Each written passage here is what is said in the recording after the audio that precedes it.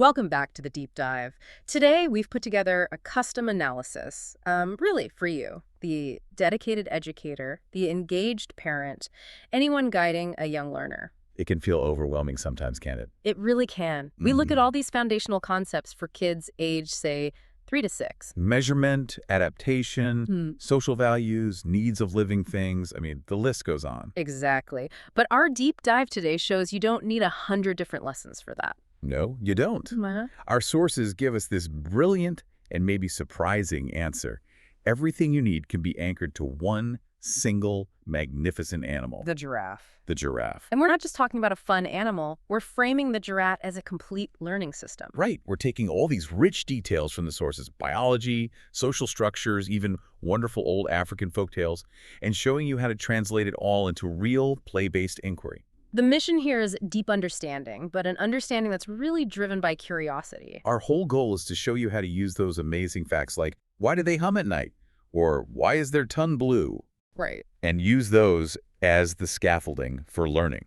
It proves that deep learning happens when you follow a child's interest, not when you just overload them with facts they can't connect with. Okay, let's unpack this then. We're going to start where the giraffe starts. Its incredible height. So how does the sheer size of this animal become the first big lesson? This is what we're calling segment 1, standing tall adaptation and measurement. Perfect. If you want to introduce measurement and scale, the giraffe just hands you this perfect tool. I mean, the science is clear.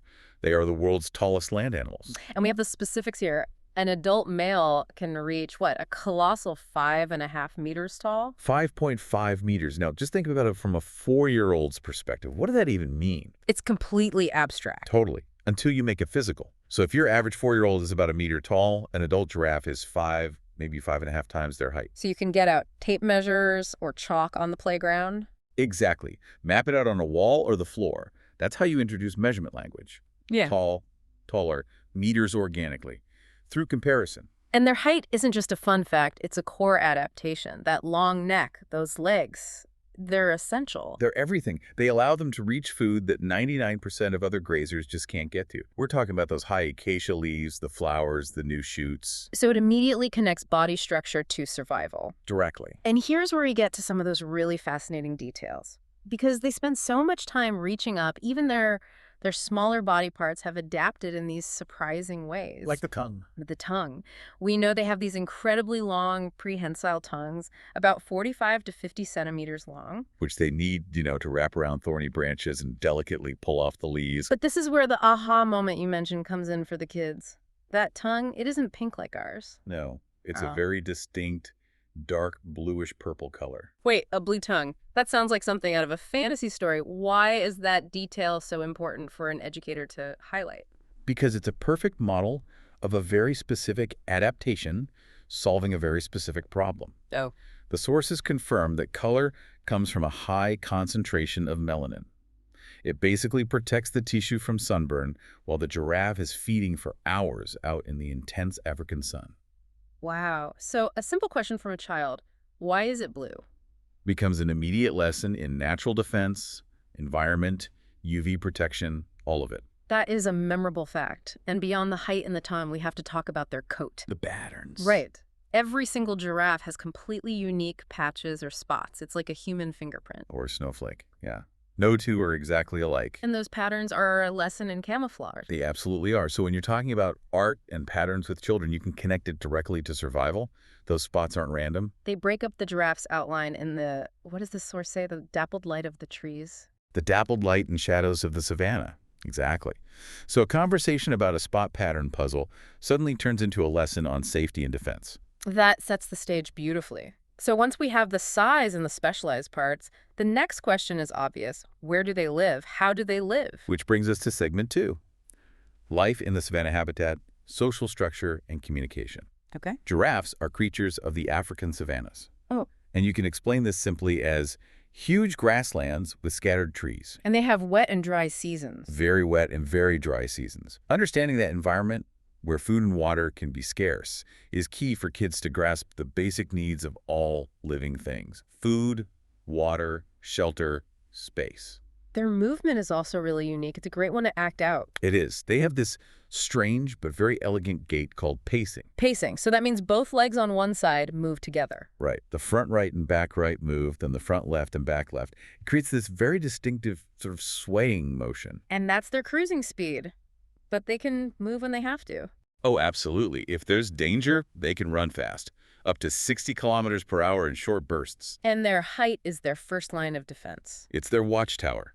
They can spot predators, lions, hyenas from a huge distance, long before the predator even knows they're there. Let's talk about their social groups. The sources call them towers. Which is such a lovely descriptive word, isn't it? It is. But the sources also say these groups are quite loose. How does that work? I would think survival is better in a tight-knit herd. That's a great question. And it's a great point for discussing flexible social bonds. The groups are loose, individuals join and leave freely. So they get the safety of having many eyes watching for danger. But they aren't obligated to stay with the same group all the time. This flexibility is a brilliant model for early social-emotional learning. It shows that being part of a group doesn't mean losing your autonomy. And that need for immediate protection must translate to the young ones. It has to. The calves are. They're remarkably resilient. They can stand and walk soon after birth. Like within an hour. Sometimes within an hour, yes. That mobility is non-negotiable. They have to keep up with the tower immediately to stay safe. It really emphasizes the pressures of life in the wild. Okay, now for what I think was the most unexpected finding in our source stack, their communication. Ah, yes. We know they grunt and snort a bit, but what's truly fascinating is that they also hum at night. They hum. Scientists believe this low-frequency sound might be how they communicate in the dark. To signal their location to others in the tower when they can't see each other? That's the leading theory. It's this quiet, almost mysterious form of language. And it connects to their vigilance. They are always aware, which is why they sleep so little. Barely at all, sometimes just a few minutes at a time and often standing up. It's a constant state of alert. It all connects back. Every aspect of their biology Is dictated by the demands of the savanna. Their form, their movement, their social life, even their sleep. Okay, so we have this incredible pile of facts. 5-meter height, blue tongues, humming at night. But the real question for our audience is, how do we turn this into engaging, hands-on learning for a 4-year-old? Right. And that brings us to segment 3, play-based learning and inquiry. The practical stuff. The practical stuff. Yeah. The key is translating facts into physical action. We know giraffes need space and shelter, and they're incredibly tall. So you invite the child to be an architect. Okay. Build a giraffe enclosure. Use blocks, duplos, whatever loose parts you have. And when they're building it, you can drop in that specialized knowledge we just talked about. Exactly. You ask, if the giraffe is 5 times taller than you, how tall does your roof need to be? How can we make sure there's some dappled light inside, like under the trees? Now they're learning about spatial relations, engineering, environmental needs, all at once through play. Okay, what about that fantastic tongue adaptation? You set up a feed the giraffe game. Use tongs or big tweezers, maybe even a long strip of fabric as the tongue. And the child uses those tools to pick up little leaves or pieces of felt. To grasp them and bring them to a giraffe toy.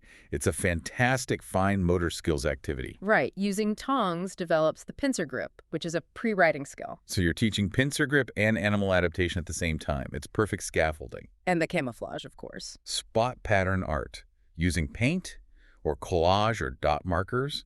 It reinforces that idea of unique patterns. You could even do matching games. It links art to math and pattern recognition. And we can't forget the gross motor part, the walking. The pacing. You ask the children to walk like a giraffe, practice that side-by-side movement, then you compare it. How is that different from galloping like a horse or hopping like a kangaroo? That comparison is so important. It's a core scientific skill observation and comparison. And finally, the sound. The humming. Do some sound play. Experiment with quiet humming, that mysterious night communication. Then contrast it with loud animal noises like a lion's roar. It helps them think about why animals communicate differently. The beauty of all this is that you're not lecturing. You're using words like savanna or pace or tower over and over again while they're physically engaged. And that's how real vocabulary is built. That sustained inquiry, that's where deep learning happens. Through repetition, play, and curiosity. Not worksheets. Definitely not worksheet. And that framework leads us perfectly into our last section, segment 4, extending the learning to conservation and values. Because the giraffe is so much more than its physical traits. It's a vital part of its ecosystem. The sources called them the tall gardeners of the A savannah, great term. They play a huge role by pruning trees, which let sunlight in for new growth, and crucially, they spread seeds through their droppings. which promotes biodiversity. It does. And this is a very simple, tangible way to introduce the concept of an ecosystem role to a young child. And that makes them essential, which in turn opens the door to simple conservation talks. Exactly. Even young children can grasp the idea of protection. We can talk about the threats giraffes face, like habitat loss and poaching, and why it's important to protect their homes. This is where you can connect the classroom to the wider world. A zoo visit or a virtual tour suddenly has so much more context. They can see the need for tall trees, see the social groups, and connect it to real conservation efforts. But the deepest learning, the values piece, often comes from stories. And our sources gave us some beautiful African indigenous folk tales. Yes, let's look at two really powerful examples for teaching. First, the widely told Bantu folktale, How the Giraffe Got Its Long Neck. Okay. The story often talks about an ancestor giraffe who, unlike his friend the rhino, stretched every single day to reach the highest, freshest leaves.